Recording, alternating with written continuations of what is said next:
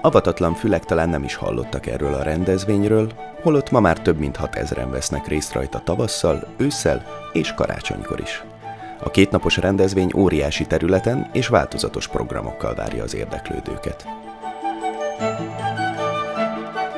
A rendezvényt azért szervezzük, hogy a Magyarországon az anime és a manga rajongók, illetve általában akik mindenféle alternatív hobbik, szubkultúrákban benne vannak, mint számítógépes játékok, fantasy, science fiction, ilyesmik, azok egymással találkozhassanak és részt vessenek egy ilyen rendezvényen, ahol rengeteg érdekes program várja őket. Várjunk csak! Mi is az az anime? És mi az a manga?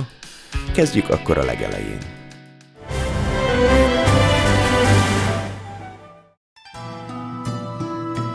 A manga szó eredeti jelentése véletlenszerű képek, vázlat, de manapság a japán stílusban készített képregényt jelenti.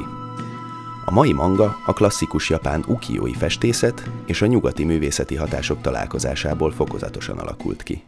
A manga elődje a középkori japán fametszet volt.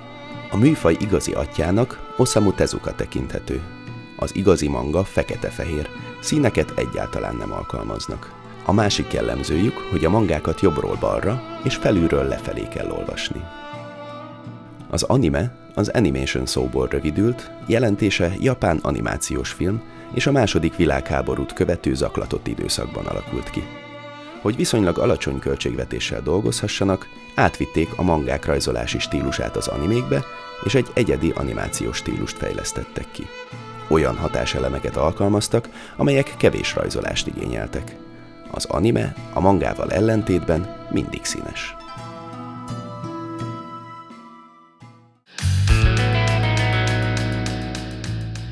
Dobai Ádám több mint 9 éve kutatja a kortárs népszerű kultúra különböző területeit.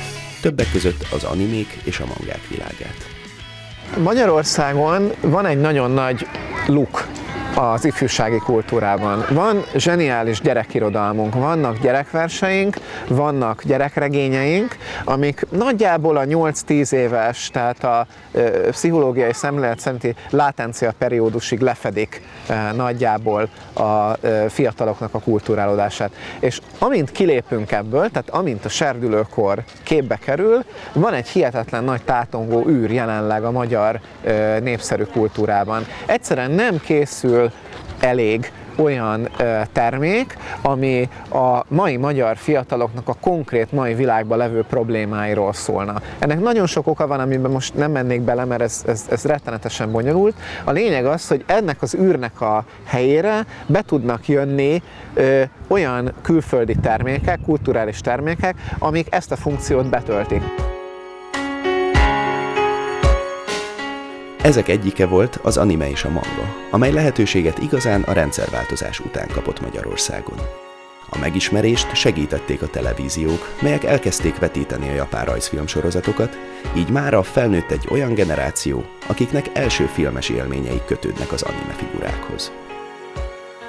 Az anime még azért tud nagyon erős lenni, különösen Magyarországon, mert hogy az amerikai tömegtermék, ami bejön a hollywoodi, nagy nyári, robbanós, robotos, akármilyen filmek, azok egy kicsit alacsonyabb szintet céloznak meg. Tehát ugyanúgy a tinédzser korosztályra mondják ők, hogy ez nekik készül, viszont nekünk egy európai tinédzser korosztályunk van, egy európai kulturáltsággal, és az amerikai tinédzser korosztály maga amerikai kulturáltságával nem pontosan ugyanazokat az elemeket tartalmazza.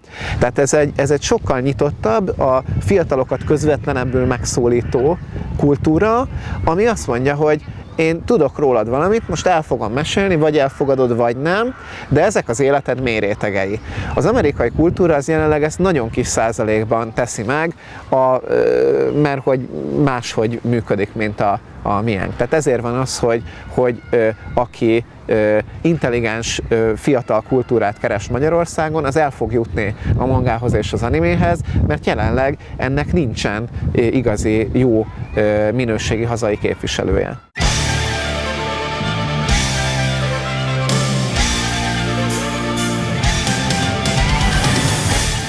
Most, hogy ennyi mindent tudunk, ideje megismerkednünk a konok világával. Keressünk választ arra, hogyan férnek meg egy helyen ezek a különlegesnek tűnő figurák.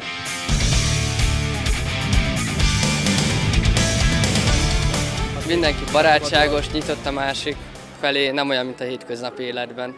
Ilyeneket nem lehetne megcsinálni, amik itt vannak. Ez nekem már egy igencsak sokadik mondókonom, úgyhogy én minden évben és minden alkalommal nagyon nagy szeretettel és boldogsággal jövök mondókonokra, szóval nagyon szeretek ide járni. Itt most már így majdnem a fél társaságot ismerem egy ilyen pár év alatt, és elég jó vagyok mindenkivel, hogy nincsen ellenségem, meg sehol, meg mindenki így megyek, és akkor így, csáren, és akkor mindenkivel jól kijövök, meg ilyesmi. Nem kell feszélyeznie magát, tehát akárki, akármi lehet itt. Tehát van olyan fiú, aki minden évben lánynak költözik, mondjuk ő így érzi jól magát, engem nem zavar. Tehát nem olyan, mint az utcán oda megyünk, hogy mi van veled, tesó.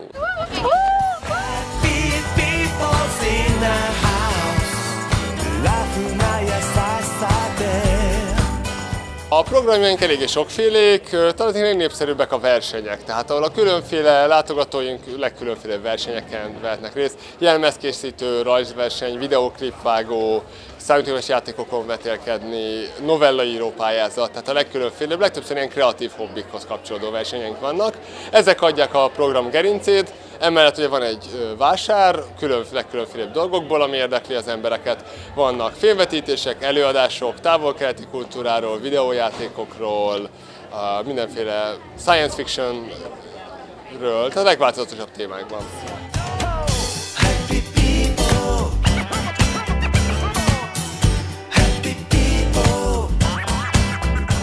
Látszik, hogy azért mindenki szabadabban viselkedik, mikor főleg beöltöznek, átveszik a szereplő viselkedését.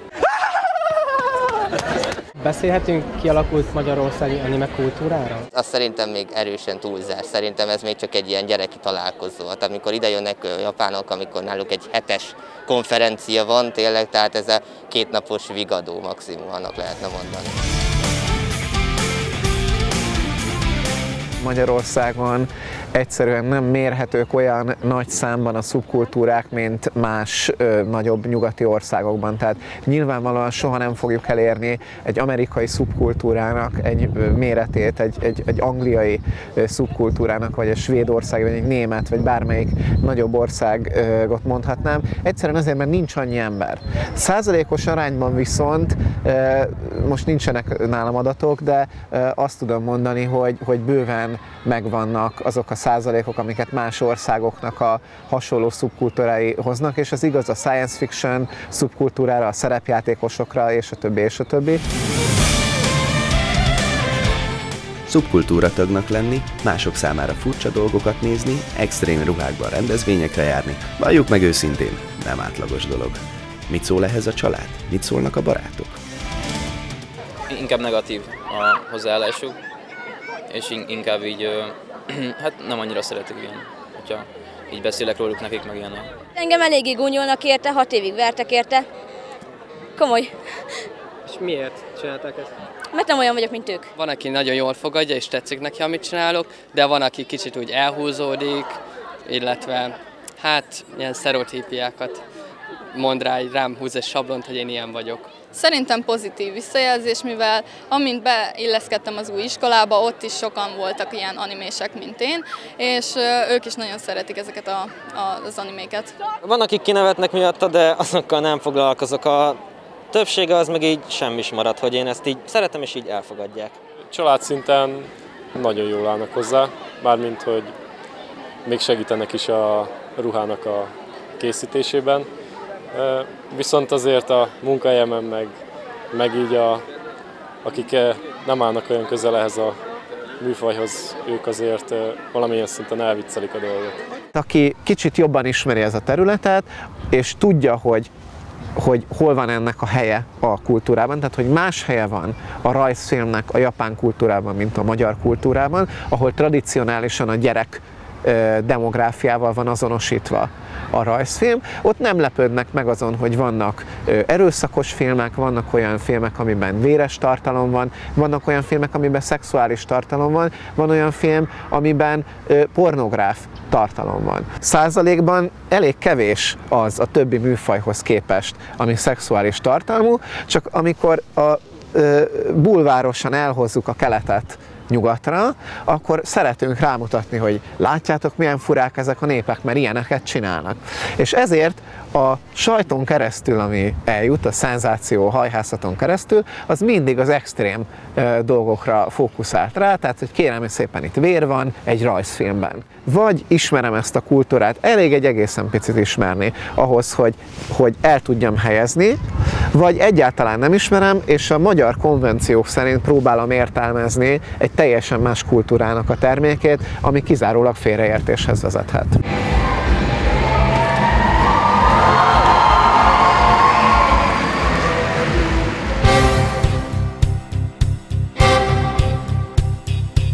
A cosplay versenyek óriási népszerűségnek örvendenek a Mondokon rendezvényeken.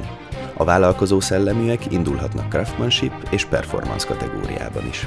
Az előbbin a döntő szempont a választott karakter ruházatának minél valósághűbb megjelenítése, míg az utóbbinál zenés-táncos koreográfiával előadott jelenetekkel kell minél hitelesebben visszaadni a karaktert, annak mozgását, stílusát, ruházatát, de még a szóhasználatát is.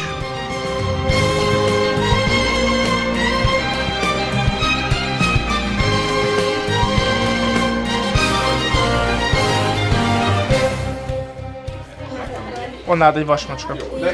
Határozottan. Ez szerencsére könnyebb, mint a tavaszi munkám, mert sajnos nagyon nehéz lett. Két félből lett összerakva, egy ilyen 10 cm vastag hungarocából, így félben van összeragasztva. Ez pedig úgy lett belerögzítve, hogy lyukas volt ott középen, és így van rajta átfűzve.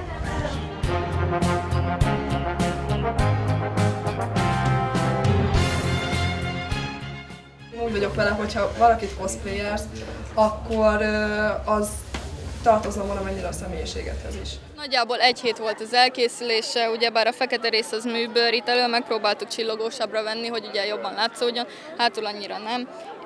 Ugyebár ez alumíniumból van, a mellvértem, a nadrág és a felső rész a szövetből, a mintákat én festettem rá pont tavaszikon előtti utolsó nap estéjén. Alul legalábbis csak csizma van, az övem is az szintén festve van itt a minta rajta. Barókát azt berendeltem, és van még itt hozzá ilyen szőrme.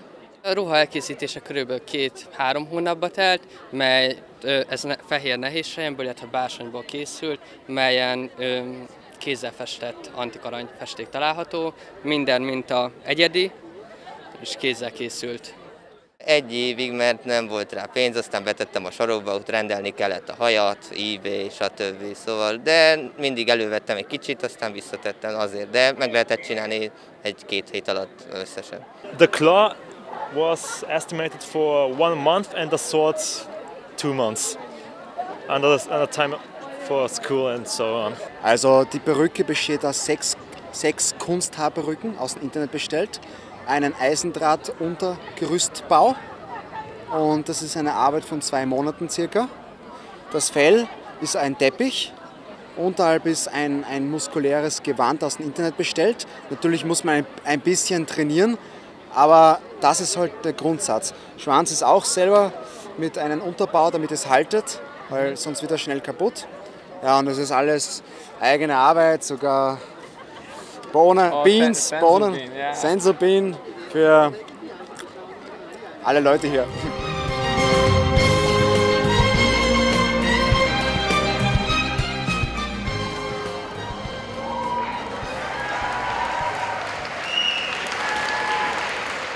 A cosplayben van egy empowerment, ami azt jelenti, hogy én kilépek abból a státuszból, amiben egyébként a hétköznapjaimban létezem. Nem egy irodai dolgozó vagyok, nem egy főiskolás diák vagyok, aki nem tud mit kezdeni az életével, vagy tud mit kezdeni az életével, ez teljesen független ettől.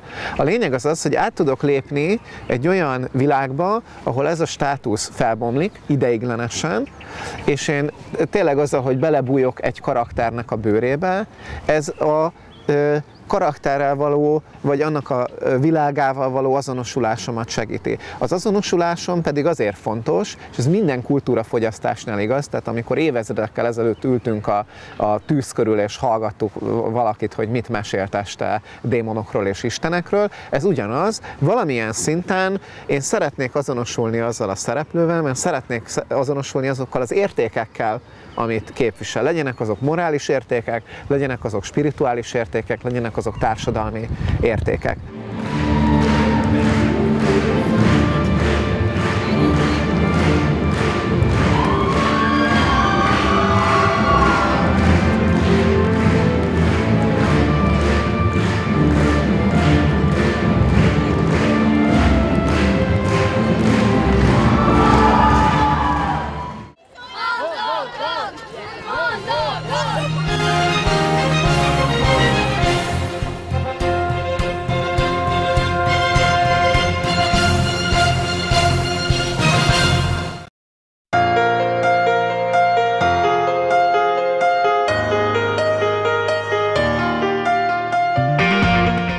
A 24 éves Garai Timi MA tanulmányait végzi a Szegedi Tudományegyetem kommunikációs média tudomány szakán. Gyermekkorában a tévében ismerkedett meg az animékkel, és menthetetlenül beleszeretett ebbe a világba. Családja először furcsa szemmel nézte, de amint megismertette velük, elfogadták azt. Tanulmányait összekötötte hobbiával. Létrehozott egy saját weblapot, blogot vezet, online hírszerkesztő az egyik legnagyobb magyarországi anime portálnál, cikkeket ír a Mondó magazinba, valamint szakdolgozatát is anime kutatásból írta, melyet mesterképzés végére tovább szeretne fejleszteni. Szakdolgozatának témája az anime manga rajongók internethasználati szokásai voltak. Timi vizsgálta, hogy mennyire mélyülnek el az új média segítségével a szubkultúrában, mennyire aktívak az interneten, és milyen rajongói tevékenységeik vannak. Ugye a végeredmény mondjuk az már mai szemmel nézve kicsit elavultnak minősül, mert ez egy 2011-es kutatás volt. Kérdőíves kutatást végeztem akkor, illetve interjúkat is készítettem. És hát az eredmény az volt, hogy többnyire ez az elmélyülés ez még felszínes. Főleg mivel a rajongók akkoriban, akik kitöltötték, még többségében középiskolás sok voltak, és ők náluk arra következtetésre jutottam a dolgozatomban, hogy inkább készen keresik ezeket az animéket, mint például az Anime Addicts nevű oldalon, ahol rögtön kiposztolják magyar felirattal, meg minden, azt elolvassák, és utána nem vágynak így mélyebb elmérülésre sokan. De azért volt persze egy stabil réteg, akik rendesen mondhatni otakuk, és mindent tudnak, ami ehhez a szubkultúrához kapcsolódik.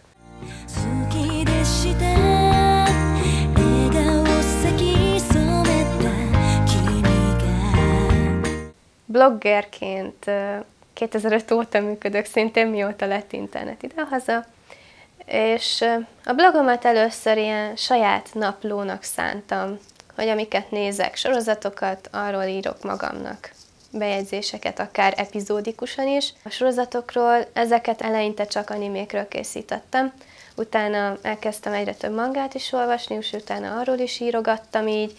Aztán, hogy középiskolában is már egyre jobban kezdett érdekelni az újságírás, így gondoltam, beleviszem ezekbe a kritikai írásokba az újságírói fogásokat is, tehát hogy próbáltam műfajok szerint kategorizálni ezeket az írásokat és így fejleszteni. Talán így ma mondhatnánk, hogy így gyakorlok is valamilyen szinten, hogy ilyeneket írok. Az animeaddicts.hu Magyarország egyik legnagyobb animékkel és mangákkal foglalkozó weboldala. Naponta 10 000-ek nézik meg az oldal ismertetőit, híreit, cikkeit, csemegéznek a több mint 1 millió kép közül, olvasnak mangákat, néznek animéket online, vagy osztják meg a véleményüket a fórumon. 1 évvel ezelőtt kérték fel Timit, hogy dolgozzon náluk. Blogom alapján kerestek meg, mondták, hogy szükség lenne egy hírszerkesztőre, illetve cikk adminisztrátorra az oldalon, és szerették volna, hogyha cikkeket is közzéteszek, elsősorban japán irodalom, japán filmművészet köréből, mivel látták, hogy engem az is érdekel, illetve mondták az oldalnak a tulajdonosai, hogy már régóta olvassák a blogomat, és látják, hogy jól írok, hogy miért nem írok oda, és anime ismertetőket. Hát mondom, oké, miért ne? És akkor így bekerültem, és azóta csinálom a hírszerkesztői dolgot. Itt, ahogy már mondtam, anime manga híreket közlök, ezeket külföldi oldalakról szerzem be ezeket a híreket, általában több forrásból is ellenőrzöm, ahogy azt tanultuk az egyetemen.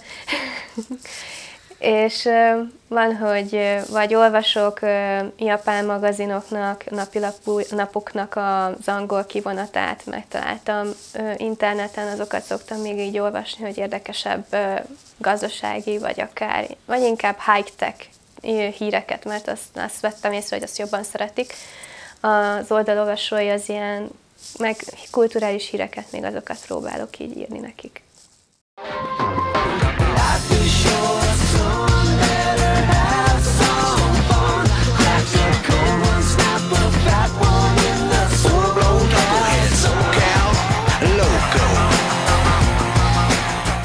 Fekete Dani kisgyermekkorában ismerkedett meg az animék világával, és azóta is rajongója. Rajzoláshoz való tehetsége már korán megmutatkozott. Másfél éve a Magyar Rajzfilm Kft-nél végzett animációs filmkészítő és grafikusként, azóta saját készítésű animéjén és mangáján dolgozik. Legnépszerűbb alkotása az egy Akacukis élete című animációs sorozat, ami jelenleg a 31. résznél tart. Népszerűségét jól mutatja, hogy egyes részek nézőszáma 100 000-es nagyságrendben mérhető, online rajongói oldalak alakultak, fesztiválokon is játszották egyes részeit, és természetesen a hasonlás művek is megjelentek.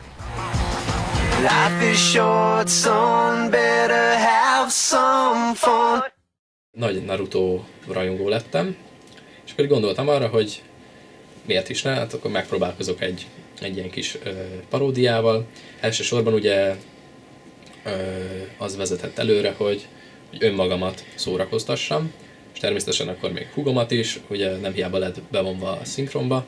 Ugye az első rész az volt talán egy ilyen 5 perces, azon gyakorlatilag hónapokon keresztül dolgoztam, idézőjelben dolgoztam, mert ugye tényleg az csak ilyen kis játszadozás volt. Aztán 2008 januárában akkor írtam a Naruto-kun csapatnak, és küldtem el nekik az addigi epizódokat, és ugye akkor jött a nagy döbbenet, hogy úristen, ez tetszik az embereknek, pedig tényleg hát abszolút teljes mértékben csak úgy csináltam, hogy elüssem a saját időmet, és ugye amikor rádöbbentem erre, hogy népszerűség potenciál van benne, akkor kezdtem el kicsit jobban odafigyelni az egészre, ugye szépen lassan apránként kezdtem feljavítani a képi világát is, és próbáltam belevinni egy kis mondani valót is, hogy azért legyen a minimális komolyság a humorok mellett. A sorozat nevében is szereplő Akatsuki, a Naruto című, ma már az 532. epizódnál járó anime főgonosz szervezete, akik ellen felveszik a főhősök a harcot. A titokzatos csoport karaktereinek egyedi személyiséget adó és kifigurázó sorozatot Dani az egyik legalapvetőbb képszerkesztő program, a Paint segítségével készíti.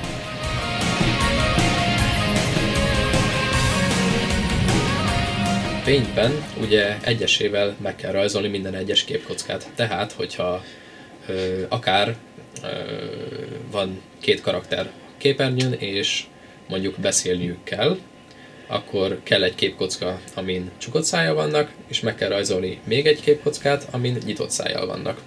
És ugye hát egy epizód volt, hogy elérte az 1000 darabos képkocka számot is, és ugye hát ezekből kell összerakni az epizódot, és magát az animációkat is. Ó, látom, meg is jött a busz. Köszönöm, fiatalember.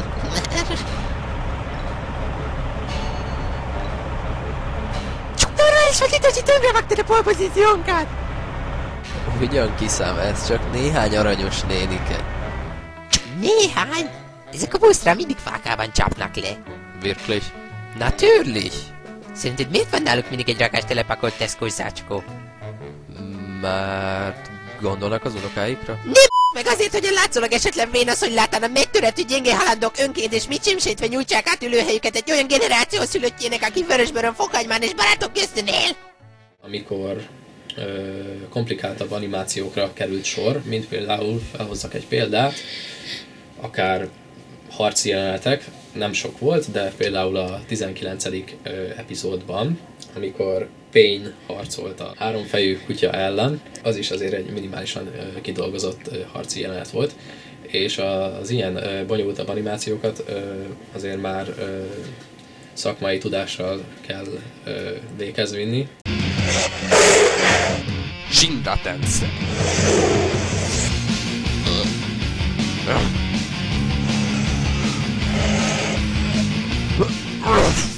Először megvan a képi világ, utána az összerakás, tehát hogy a videóba meglegyen, és a szinkron munkálatok a legutolsók, az szokott lenni talán az utolsó 2 napi munka, és így összességében szokott lenni talán egy olyan 2 hónapi munka egy olyan hosszabb epizódnak a kidolgozása. Nincs ezen valami joystick! Nincs. Ha nem bírod betörni, akkor szállj le. Valaki népszállni szerinted csinálnék így? Mondtam, hogy nem muszáj velem jönnöd. Ez egy személyes elintézni való Itachi öccsével. Dada, ha most azonnal nem fordulsz vissza, én megvonom a fizetésed! Eddig sem kaptam fizetést. Akkor, ha nem fordulsz vissza, fizetést rovok ki neked!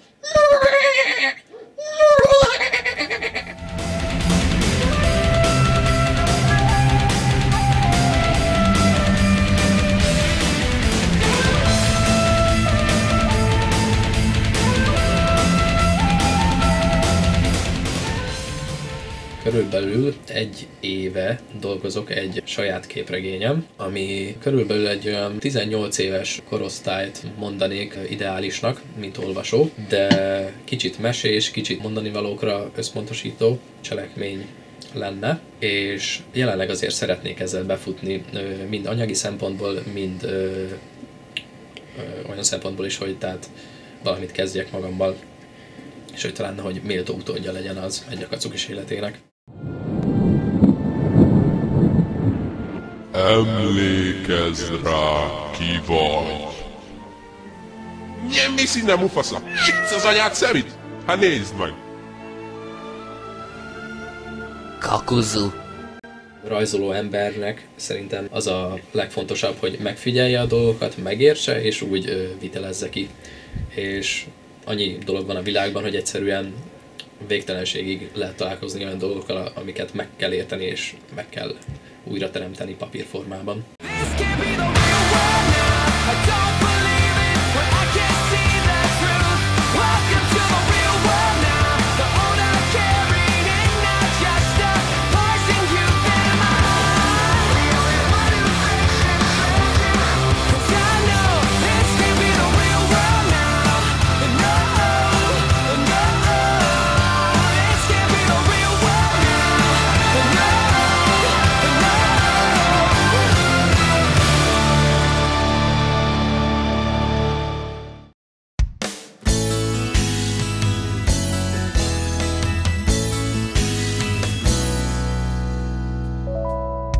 Egy különleges világ különleges résztvevőit ismerhettük meg. Bár pontos számot senki nem tudott mondani, mennyi rajongója van ma Magyarországon az animéknek, mangáknak, a kutató szakértő szerint a megszólítás, megtartás egyik oka azok az üzenetek, melyeket a színvonalas alkotások közvetítenek. Személyes szinten, amikor a nézőhöz szól egy anime, és ez egy jó anime, és nem mondom azt, hogy a legtöbb ilyen, a legjobb 20%-a az animéknek nagyon komoly kérdéseket fogalmaz meg, amit a nézőnek föl kell tennie magában. Ezek, hogy így mondjam, önismereti filmek. Olyan kérdésekre sarkal, olyan kérdések feltevésére sarkalnak engem, amiket egyébként nem tettem volna föl. A lényem olyan részeire világít rá, amiről lehet, hogy nem is gondoltam volna, hogy van nekem olyan. Ezek lehet, hogy súlyos kérdések. Mi a viszonyom ahhoz, hogy egy másik emberhez mi a viszonyom? Mi a viszonyom a saját létezésemhez? Mi a viszonyom a saját halálomhoz? És ezek tini sorozatokban vannak benne, tehát egy pillanatig se tévedjünk azzal kapcsolatban, hogy ezek valamilyen nagyon-nagyon elvont ilyen kétnézős művészfilmek. Nem. Ezek a legalapvetőbb, legtöbb emberhez eljuttatott, népszerű termékekben is benne vannak.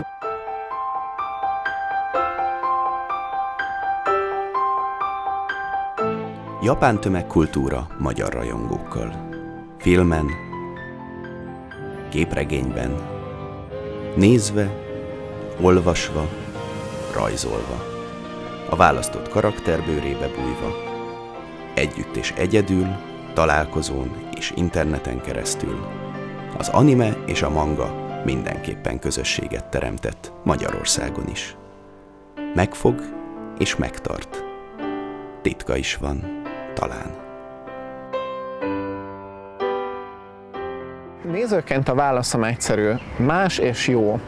Más, mint az általam jelenleg elérhető egyéb tömegkultúra, más, mint a tömegkultúra többsége, intelligensebb tömegkultúrának gondolom, ami jobban kiszolgálja az én kultúrafogyasztási igényemet.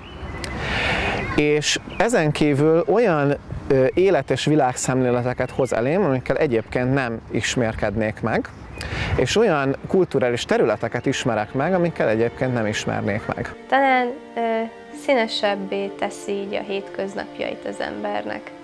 Olyan szempontból, hogy nem csak egy másik kultúrát próbál bemutatni valamilyen szinten, de olyan értékeket is próbál átadni, amelyeket a mai rajzfilmek már nem képesek.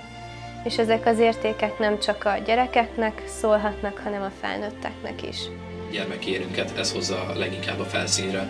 Tehát már csak az is, hogy belecsöppenünk egy olyan világba, ami nem valós, ami nem csak apró elemeket kölcsönöz egy másik világból, hanem az egész egy komplett légkört teremt meg. Vegyünk például az alapokat, a régi klasszikusokat, mondjuk a Kaleidosztár, azt mondjuk a kitartásra, kedvességre ösztökél. És hogy ne adjuk fel az álmainkat. Mindegyik más, egyedi, más történeteket és tényleg jó történeteket mesél el, amire egy valós élőszereplős film talán nem lenne képes.